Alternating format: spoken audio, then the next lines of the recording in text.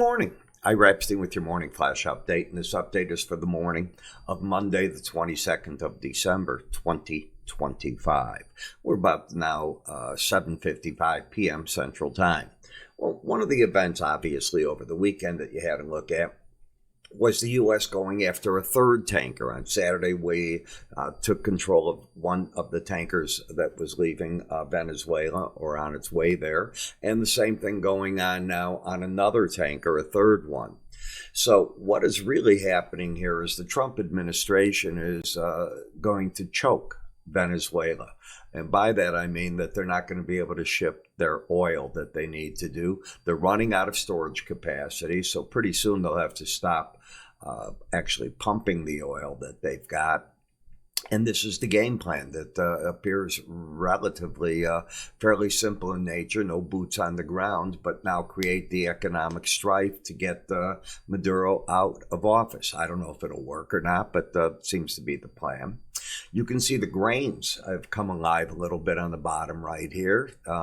So you're getting for a change, a little bit of a bid. Very stable in the bonds and notes, but as you can see, the 2-year continues to gain on the 10-year in terms of the 10-year yield getting higher than the 2, and that's you're buying the 2, selling the 10, assuming that as futures drop down on the 10, the yield is going higher. The dollar down as we're getting bids across the board now in the foreign currencies against it. Metal markets rallying. Part of it has to do with the oil, the uncertainty that is going on through there. Look at the platinum market up $84. Look at the gold up 69. I mean, these are big time moves.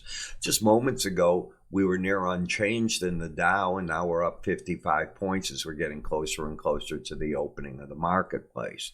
So you've got to keep in the back of your mind that Thursday we have the early hours for the Christmas holiday where we're not open, and then we start reopening the markets, as you know, for Sunday trade, and everything then goes back into getting ready for the end of the new year, end of this year, beginning of the new year. So it's 2 weeks of a different type of trade that kicks in.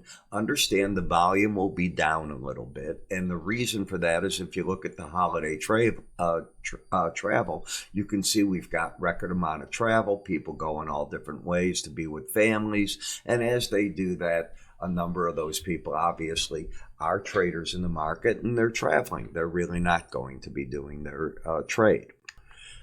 There is no market data report today, so you don't have to worry about those coming out. So we're in that quiet period right now where you watch everything, but you trade very carefully. So as I see it, use caution. Understand the markets that you're in. Don't try to be a hero going into the end of the year where all of a sudden you're going to make up whatever you were behind. You've either made your money for the year or you haven't.